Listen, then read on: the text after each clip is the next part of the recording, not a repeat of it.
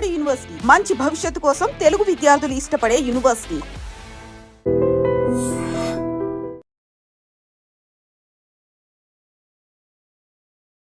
Hi, hello, నమస్తే, welcome back to dream media. ఈ రోజు మనతో ఉన్నారు విశ్వేశ్వర రెడ్డి గారు. ముఖ్యంగా యుఎస్ లో ఉన్న సిచ్యువేషన్స్ గురించి, అక్కడ అప్డేట్స్ గురించి ఒకసారి సార్ అడిగి తెలుసుకుందాం.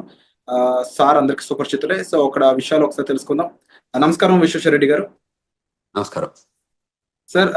లేటెస్ట్ అమెరికన్ అప్డేట్స్ చూసుకున్నట్లయితే ఫస్ట్ థింగ్, ఎవరైతే డిపెండబుల్ వీసా మీద అక్కడ ఉంటారో, ఎవరైతే గ్రీన్ కార్డ్స్ మీద వెళ్ళి అక్కడ ఉన్న వాళ్ళు స్పౌస్ అయి ఉండొచ్చు, పేరెంట్స్ అయి ఉండొచ్చు, వాళ్ళు ఎయిర్పోర్ట్స్ లో ఉన్న టైంలో సెలవులకి ఇక్కడ నుంచి వచ్చి అక్కడికి వెళ్తున్న టైంలో అయి ఉండొచ్చు, వాళ్ళ పాస్పోర్ట్స్ చేతికి ఇచ్చేయమని అక్కడ అధికారులు చెప్తున్నట్టు కొన్ని వార్తలు వస్తున్నాయి. Is it true? ఒకవేళ నిజంగా అక్కడ ఇలా ఇమ్మని అడిగినట్లయితే ఎయిర్పోర్ట్ లో ఏం చేయాలంటారు? ఎక్కడ ఎయిర్పోర్ట్ అంటున్నారు? హైదరాబాద్ ఎయిర్పోర్ట్, అమెరికన్ ఎయిర్పోర్ట్ అంటారు? అమెరికన్ ఎయిర్పోర్ట్ లో తిరిగి వెళ్ళినప్పుడు. మళ్ళీ you can refresh the question. So ఎవరైతే డిపెండబుల్ వీసా మీద అమెరికాలో ఉంటున్నారో, గ్రీన్ కార్డ్ హోల్డర్, వాళ్ళ స్పౌస్ అయి ఉండొచ్చు, అంటే వాళ్ళ భార్య అయి ఉండొచ్చు, అంటే వాళ్ళ పేరెంట్స్ అయి ఉండొచ్చు, వాళ్ళు ఇండియాకి సెలవుల కోసం వస్తున్నా, వేరే వర్క్ మీద వస్తున్నా సరే, వాళ్ళు అక్కడ ఫ్లైట్ ఎక్కే ముందు అక్కడ ఎయిర్పోర్ట్లోకి ఎంటర్ అయినప్పుడు వాళ్ళ పాస్పోర్ట్స్ తీసుకొని వాళ్ళని హోల్డ్లో పెట్టడం, వాళ్ళకి కొన్ని ఆంక్షలు విధించడం జరుగుతున్నాయి అని చెప్పేసి వార్తలు వస్తున్నాయి. Is it true? లేదు, కరెక్ట్ కాదు. అంటే రిటర్న్ లో ఇండియాకి వస్తున్నప్పుడు కదా ఇది. ఇండియాకి వచ్చేటప్పుడు ఏం అడగరు. ఇండియాకి వచ్చేటప్పుడు అది బికాజ్ అది హోమ్ కంట్రీ డిపార్చర్ కిందకి వస్తుంది. సో ఇండియన్ పాస్పోర్ట్ హోల్డర్స్ ఇండియాకి వెళ్ళాలనుకున్నప్పుడు ఎప్పుడైనా వెళ్ళొచ్చు. అక్కడ అమెరికాకి జీరో ఆబ్జెక్షన్ ఉంటుంది.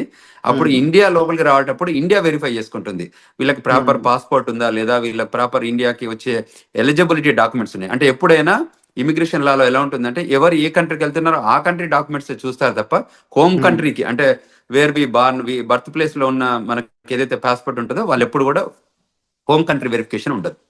ఓకే. ఇన్ కేస్ ఇండియా నుంచి అమెరికా వస్తున్నప్పుడు అమెరికాలో అక్కడ దిగుతారు కదా, అప్పుడు పరిస్థితి ఏంటి? అప్పుడు ఏంటంటే, అప్పుడు అమెరికా అంటే అసలు యాక్చువల్ గా ఇండియాలో హైదరాబాద్ లోనే ఎయిర్పోర్ట్ లో మనం టికెట్ తీసుకునే ముందు ఏం చేస్తుంటారంటే, వాళ్ళు టిపికల్ గా మనకి ఎందుకు వెళ్తున్నారు అడుగుతారు. అంటే నేను వర్క్ చేస్తున్నాను అనుకోండి, వర్క్ వీసా చూపించమంటారు. నేను ఆమె పర్మనెంట్ రెసిడెంట్ అంటే గ్రీన్ కార్డ్ చూపించమంటారు. ఆమె సిటిజన్ అంటే వాళ్ళు యుఎస్ పాస్పోర్ట్ అడుగుతారు. అంటే టిపికల్ గా మనకి బోర్డింగ్ పాస్ ఇచ్చే ముందే ఈ 3 వెరిఫికేషన్ చేసుకుంటారు వాళ్ళు. అంటే whether you are rightfully you are going to that foreign land అని వెరిఫై చేసుకున్నాకే మనకు బోర్డింగ్ పాస్లు ఇస్తారు. Otherwise they don't issue the boarding passes. అంటే ఇక్కడ ఇంకొక విషయం నేను అబ్జర్వ్ చేస్తుంది అంటే, నేను అక్కడ వచ్చిన వార్తలు చదివినప్పుడు కొన్ని వెబ్సైట్స్ లో అవి వాళ్ళ భర్త కి ఎంతకాలంగా వాళ్ళు దూరంగా ఉన్నారు, ఇమీడియట్ గా పెళ్లి అయితే ఎంతకాలం దూరం ఉన్నారు, వాళ్ళ మధ్యలో బాండింగ్ ఎలా ఉంది, ఇవి కూడా చెక్ చేస్తున్నారు అని, అవి గాసిప్స్ కింద చూడాలి లేదా ఇందులో కూడా నిజంగా ఉంది? అంటే ఇందులో 2 types of we can look at it. అంటే కేస్ టు కేస్ వ్యారీ అవుతుంది.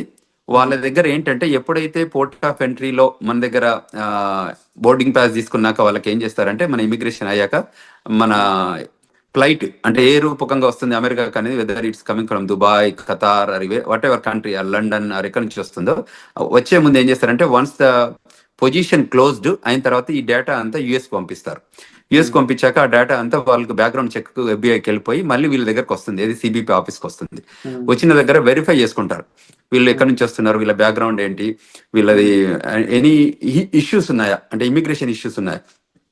In case if there is an immigration issues, వాళ్ళు ఏం చేస్తారంటే పిలిచి అక్కడ పోర్ట్ ఆఫ్ ఎంట్రీలోనే జనరల్ ఇన్స్పెక్షన్ చేయొచ్చు, రిగరస్ ఇన్స్పెక్షన్ చేయొచ్చు, సెకండరీ ఇన్స్పెక్షన్ చేయొచ్చు. సో ఈ 3 టైప్స్ ఆఫ్ ఇన్స్పెక్షన్ జరుగుతాయి. జనరల్ ఇన్స్పెక్షన్ అంటే వాళ్ళకి తెలిసిపోతుంది, అంటే గ్రీన్, ఎల్లో, రెడ్ ఛానల్ లాగా మనం ఇక్కడ పోర్ట్ ఆఫ్ ఎంట్రీలో ఉంటాయి చూడండి, అట్లా కస్టమ్స్ లలో green, red, yellow channel type. ఇది కూడా టిపికల్ గా ఎలా ఉంటుందంటే, వాళ్ళకి if they have background, very good background ఉంటే లోపలికి స్మూత్ గానే అడుగుతారు, కపుల్ ఆఫ్ క్వశ్చన్స్ అడిగి రాణిస్తారు. లేదు ఇంకా వాళ్ళకి డౌట్ ఉంటే ఒక 10 క్వశ్చన్స్ అడుగుతారు. ఇంకా బాగా డౌట్ ఉంటే ఏం చేస్తారంటే, వాళ్ళ ఫోల్డరు, ప్యాకెట్, పాస్పోర్ట్ అన్ని తీసుకొని సెకండరీ ఇన్స్పెక్షన్ అని ఒక పక్క రూమ్ తీసుకెళ్తారు. అక్కడ తీసుకెళ్లి ఒక 4-5 అవర్స్ కూర్చోబెడతారు.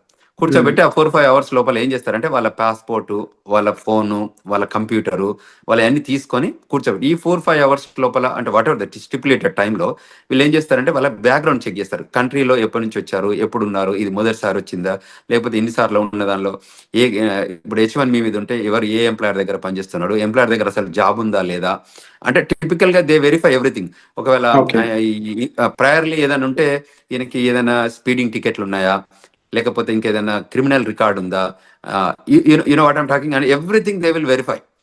అక్కడ ఏదైనా వయలేషన్స్ ఉన్నాయని గమనిస్తే ఆ సెకండరీ ఇన్స్పెక్షన్ లో గుర్తుపడితే ఏం చేస్తారంటే వాళ్ళని మళ్ళీ ఇంటర్వ్యూ ప్రాసెస్ లో తీసుకెళ్తారు.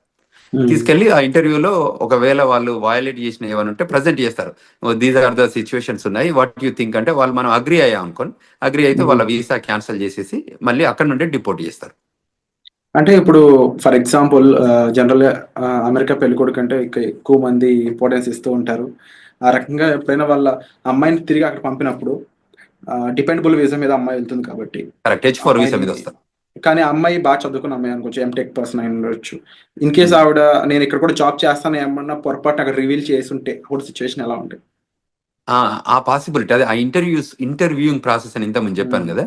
So Hmm. యూజువల్ గా మనం ఏం చేస్తామో H4 మీద ఉంటే తక్కువ క్వశ్చన్స్ అడుగుతారు, ఎందుకంటే దే ఆర్ నాట్ ప్రైమరీ.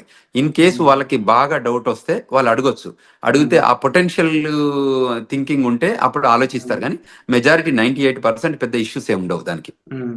ఎందుకంటే H1 వాళ్ళని బాగా వెరిఫై చేస్తారు, గ్రిల్ చేస్తారు, make sure that they have a job or not అని వెరిఫై చేసుకుంటారు. అంటే H1 వాళ్ళు ఎలాంటి జాగ్రత్తలు తీసుకోవాలంటారు అక్కడ ఇంటర్వ్యూ కానీ అక్కడ క్వశ్చన్ చేసినప్పుడు? తప్పకుండా వాళ్ళు H1B హోల్డర్ అసలు ఫస్ట్ ఆఫ్ ఆల్ మేము ఇండియాకి వెళ్ళొద్దనే సజెషన్ చేస్తున్నాం ఈ టైంలో పర్టికులర్ గా. ఇన్ కేసు వాళ్ళు ఇండియాకి వెళ్ళాల్సి వచ్చి ఎమర్జెన్సీ సిచ్యువేషన్ వెళ్ళాల్సి వస్తే వచ్చే ముందు మీరు ఏదైతే ఎంప్లాయర్ దగ్గర పని చేయబోతున్నారో ఆ ఎంప్లాయర్ దగ్గర నుంచి ఒక క్లయింట్ లెటర్ కానీ, మీ ఎంప్లాయ్మెంట్ లెటర్ కానీ, మోస్ట్ రీసెంట్ పే స్టెప్స్ కానీ, లాస్ట్ W2s కానివ్వండి, ఇవి మీరు ఒక ఫోల్డర్లో పెట్టుకోండి. వాళ్ళు వచ్చి అడిగినప్పుడు మీరు ఫేర్ గా చూపించేటట్టు, అంటే పాస్ట్ 2-3 ఏళ్ల నుంచి ఆ కంపెనీతో పనిచేసి ఉంటే వాళ్ళ కంపెనీ W2s కానివ్వండి, మోస్ట్ రీసెంట్ గా మనం ఇయర్ లో పే స్టబ్స్ ఉంటాయి, ఎవ్రీ మంత్ కానీ 15 days కానీ పే స్టబ్స్ ఉంటాయి, అవి హోల్డ్ చేయడం కానీ, తర్వాత ట్యాక్స్ రిటర్న్స్ కానీ ఏవైతే ఉంటాయో అది కూడా, తర్వాత ఏదైతే క్లయింట్ లొకేషన్ లో పనిచేస్తున్నారో వాళ్ళ బ్యాడ్జ్ ఉంటుంది, ఆ కంపెనీ బ్యాడ్జ్ ఉంటుంది కదా, ఆ బ్యాడ్జింగ్ కూడా పెట్టుకొని ఉంటే జాగ్రత్తలు ఉంటే వాళ్ళు ఏ క్వశ్చన్స్ అడిగినా మనం 1 by 1 మనం ప్రజెంట్ చేయగలిగితే ఏమవుతుంది అంటే వాళ్ళకి కూడా కాన్ఫిడెన్స్ వస్తుంది. దిస్ గైజ్ వర్క్ ప్లేస్ లో ఉంది, ఈయనకి పర్మనెంట్ ఎంప్లాయ్మెంట్ ఉంది అక్కడ, సో అంచేత మనం ఆయనని వెల్కమ్ చెప్పాలి అన్నట్టు ఉంటుంది. వాళ్ళు వెరిఫై చేసుకొని అవన్నీ వ్యాలిడిటీ ఉంటే తప్పకుండా వాళ్ళు వెల్కమ్ చెప్తారు, అండ్ విత్ గుడ్ మూమెంట్స్ తో వెల్కమ్ చెప్తారు. అండ్ సార్ ఎలాంటి సినారియోలో అయినా ఇన్ కేస్ అక్కడ ఆఫీసర్స్ అంటే ఇక్కడ పర్సన్ ని పాస్పోర్ట్ హ్యాండ్ ఓవర్ చేయమనే సిచ్యువేషన్ వస్తుందంటారా? ఎలాంటి సిచ్యువేషన్ లో రావచ్చు వస్తే? ఇప్పుడు సెకండరీ ఇన్స్పెక్షన్కి వెళ్ళినప్పుడు మనం తప్పకుండా పాస్పోర్ట్ హ్యాండ్ ఓవర్ చేయాల్సి వస్తుంది. ఓకే. సెకండరీ ఇప్పుడు మనం ఏదైతే ప్రైమరీ ఇన్స్పెక్షన్ అంటే ప్రతి దానికి వాళ్ళు పాస్పోర్ట్ తీసుకుంటారు, పాస్పోర్ట్ స్కాన్ చేస్తారు, వాళ్ళ దగ్గర కంప్యూటర్ ఉంటుంది కదా. ఇప్పుడు you're an Indian, you're coming on F1 visa, so passport తీసుకుంటారు, ఫింగర్ ప్రింటింగ్ తీసుకుంటారు, తర్వాత ఐరిష్ చెక్ చేస్తారు, పిక్చర్ తీస్తారు, ఫింగర్ ప్రింటింగ్ టోటల్ 10 fingers అంటే 2 hands పెట్టి 10 fingers చెక్ చేసుకున్న తర్వాత ఇంటర్వ్యూ క్వశ్చన్స్ ఉండి దాని తర్వాతనే పంపిస్తారు. ఈ పాస్పోర్ట్ అందులో స్కాన్ చేస్తేనే అప్పుడు వాళ్ళకి డీటెయిల్స్ అన్ని వస్తాయి కదా. So 100% they collect the passport. Only thing ఏంటంటే గ్రీన్ లాగా ఉంటే మళ్ళీ they will hand over everything, passport ఇచ్చేసి నో వెల్కమ్ టు అమెరికా అని చెప్పేసి పంపించేస్తారు. సో అది H1B ఏదంటే వాళ్ళ ఎంప్లాయ్మెంట్ ఉందా లేదా వెరిఫై చేసుకొని ఆ క్వశ్చన్స్ అడుగుతారు, ఎక్కడ పని చేస్తున్నారు, ఏంటి, ఏ జాబ్ చేస్తున్నారు, ప్రోగ్రామ్ అనలిస్టా ఏంటి అంటే డేటా అనలిస్టా, దోస్ కైండ్ ఆఫ్ క్వశ్చన్స్ అన్నట్టు. సో క్లయింట్ లొకేషన్ లో జాబ్ ఉందా వెరిఫై చేసుకొని, మీ ఎంప్లాయర్ తో టచ్ లో ఉన్నావా, అంటే దీస్ ఆర్ ద కొన్ని కామన్ మినిమం క్వశ్చన్స్ ఉంటాయి కదా. ఆ మినిమం క్వశ్చన్స్ అడిగాక మళ్ళీ దే హ్యాండ్ ఓవర్, లోపలికి వెళ్ళాక ఫస్ట్ పాస్పోర్ట్ తీసుకొని క్వశ్చన్స్ అడిగాక మళ్ళీ పాస్పోర్ట్ హ్యాండ్ ఓవర్ చేస్తారు. సో పాస్పోర్ట్ తీసుకోవడం అనేది ఒక common practice. Only American citizens అయి ఉండి వాళ్ళకి గ్లోబల్ ఎంట్రీ ఉంటే తప్ప, వీళ్ళని యూజువల్ గా గ్లోబల్ ఎంట్రీ ఉన్న వాళ్ళకి ఎలా ఉంటుందంటే వాళ్ళకి ఐరిష్ తో టెస్ట్ చేస్తారు, వాళ్ళకి ఇండిపెండెంట్ గా వాళ్ళే స్కాన్ చేసుకోవచ్చు, వాళ్ళే పిక్చర్ దిగొచ్చు. ఇప్పుడు యాప్ కూడా వచ్చింది, గ్లోబల్ ఎంట్రీ యాప్. సో అందులోనే వాళ్ళు ఫోటోలు తీసుకొని సబ్మిట్ చేస్తారు, ఆఫీసర్ సిబిపి ఆఫీసర్ వెరిఫై చేసుకొని ఎవ్రీథింగ్ గుడ్ ఉందంటే వాళ్ళు ఈవెన్ పాస్పోర్ట్ కూడా అడగరు, యూ కెన్ గో అని చెప్పేస్తారు. ఎందుకంటే వాళ్ళకి బ్యాక్గ్రౌండ్ చెక్లు, వ్యాలిడేషన్ అంతా జరుగుతుంది కాబట్టి. అండ్ అలాగే ఇంకా లేటెస్ట్ అప్డేట్ ఇంకోటి చూసుకున్నట్లయితే సెంట్రల్ యూనివర్సిటీ ఆఫ్ మిచిగన్ లో ఒక చైనీస్ స్టూడెంట్ తను సోషల్ మీడియాలో కొంచెం యాక్టివ్గా ఉండడం, అది కూడా అమెరికాకి ఆపోజిట్ గా తను చేసిన రెస్పాన్స్ అనేది తను డిపార్ట్ చేసే విధంగా మారింది. ఇప్పుడు జస్ట్ 6 months స్టడీ లెఫ్ట్ ఉందంట తనకి. 2016లో తను వెళ్ళాడంట స్టడీస్ కోసం. అలాంటి సిచ్యువేషన్స్లో ముఖ్యంగా సోషల్ మీడియాలో మనం అంటే రియాక్ట్ అయ్యే విధానం కానీ, ఆఖరికి ఒక పోస్ట్ యుఎస్కి ఆపోజిట్గా ఉండే ఒక పోస్ట్ని మనం లైక్ చేసినా కూడా అది మన మీద కాస్త తీవ్ర ప్రభావం చూపిస్తుందని చెప్పేసి వస్తున్నాయి వార్తలు. ఈ పరంగా ఇండియన్ స్టూడెంట్స్ ఎవరైనా ఎఫెక్ట్ అయ్యే ఛాన్స్ ఉందా? అసలు అక్కడ స్టూడెంట్స్ ఎలాంటి జాగ్రత్తలు తీసుకోవాలంటారు? Correct, very good question Virat. టిపికల్గా ఏంటంటే మనకు ఈ ఇక్కడ కంట్రీలో మనం non immigrant aliens, we are here for a short term, అంటే టర్మ్ బేస్డ్ వస్తున్నాం మనం ఈ కంట్రీలోకి. అది F1 అయితే 2 to 5 years, H1 అయితే 3 to 6 years, and permanent residence అయితే you have a residency requirement ఉంది కాబట్టి అది ఫాలో అయితే ఇస్తారు. సో ఎక్కడైతే నాన్ ఇమిగ్రెంట్ ఏలియన్స్ ఉంటారో వాళ్ళకి ఈ స్పెషల్గా ఈ రూల్స్ అని అప్లై అయ్యేది. ఎందుకంటే మనం కంట్రీ లాయాలిటీ చూపిస్తే తప్ప మనం కంట్రీ లోపలికి రానివ్వరు. సో కంట్రీకి అగనెస్ట్గా చేసే యాక్టివిటీస్ ఏదైనా సోషల్ మీడియా రూపకంగా కానీ వాళ్ళకి ఎక్కడైనా అబ్జర్వ్ చేసి ఉంటే వాళ్ళు వెరిఫై చేసుకుంటారు, వెరిఫై చేసుకొని క్వశ్చన్ చేస్తారు. ఎక్కడైనా ఎవిడెన్స్ దొరికితే తప్పకుండా వాళ్ళు క్వశ్చన్ చేస్తారు, ఈజ్ దట్ యూ అని చెక్ చేసుకొని వాళ్ళు డిపోర్టేషన్ ప్రొసీడింగ్ చేస్తారు. ఇప్పుడు ఈ ట్రంప్ అడ్మినిస్ట్రేషన్ సెకండ్ టర్మ్ వచ్చాక ఏంటంటే చాలా ఎగ్జిక్యూటివ్ ఆర్డర్స్ తీసుకున్నారు. అందులో some of the executive orders వాళ్ళకి అవుట్ రైట్ సిబిపి ఆఫీసర్కి అథారిటీ ఇస్తుంది డిపోర్టేషన్ చేయడానికి. సో అందులో ఏ సిచ్యువేషన్ ఎరైజ్ అయినా, ఏ రకమైన ఇష్యూస్ వచ్చినా, ఏ రకమైన లాయాలిటీ ఇన్ స్టేక్లో ఉన్నా, అంటే ఆ లాయాలిటీ ప్రూవ్ చేయలేకపోయినా వాళ్ళకి every right to send them back, period. There is no second to it. అంటే ఇప్పుడు స్టూడెంట్స్ అనేవాళ్ళు already campus outside jobs చేయకూడదని కొన్ని రూల్స్ ఉన్నాయి. సో ఇప్పుడున్న టైంలో స్టూడెంట్స్ అనేవాళ్ళు ముఖ్యంగా తీసుకోవాల్సిన టాప్ 3 జాగ్రత్తలు అంటే ఏం చెప్తారు? అంటే టిపికల్గా వీళ్ళు ఏం చేయొచ్చు అంటే ఏదైతే స్టూడెంట్గా మనం ఫోకస్గా ఏదైతే ఎడ్యుకేషన్ కోసం మనం వచ్చామో దాని మీదనే స్ట్రిక్ట్ ఉండి ఆ లైన్లోనే మనం పనిచేసుకోగలిగితే ఏ ఇష్యూ లేదండి. విత్ ఇన్ ద 2 years లోపల ఎడ్యుకేషన్ కంప్లీట్ చేసి 3 years ఓపీటీసీ అంటే regular OPT and stem OPT తీసుకొని పనిచేసుకోగలిగితే దెర్ ఇస్ నో ఇష్యూ. ఎప్పుడైతే మనం ఇమిగ్రేషన్ నేషనాలిటీ యాక్ట్ వయలేషన్స్ ఏదైనా చేస్తే ఆ వయలేషన్స్ ఐడెంటిఫై అయితే తప్ప వాళ్ళు వెల్కమ్ చెప్తారు. ఇట్ ఈస్ అ కంటిన్యూస్గా కంట్రీ నీడెడ్ స్టూడెంట్స్. అందువల్ల ఎప్పుడు కూడా వాళ్ళని అంటే డిపోర్ట్ చేయడం అనేది ప్రైమరీ ఏం పెట్టుకోరు. టిపికల్గా ఏంటంటే వాళ్ళు రావాలి, కష్టపడి చదువుకోవాలి, కంట్రీకి వాళ్ళ కాంట్రిబ్యూషన్ కావాలనే కోరుకుంటుంది అమెరికా. సో అందులో ఎమినెన్సీ ఎఫెక్టివ్గా స్కిల్ ఉన్న వాళ్ళందరినీ కూడా కంట్రీ ఎప్పుడు లూజ్ చేసుకోదు.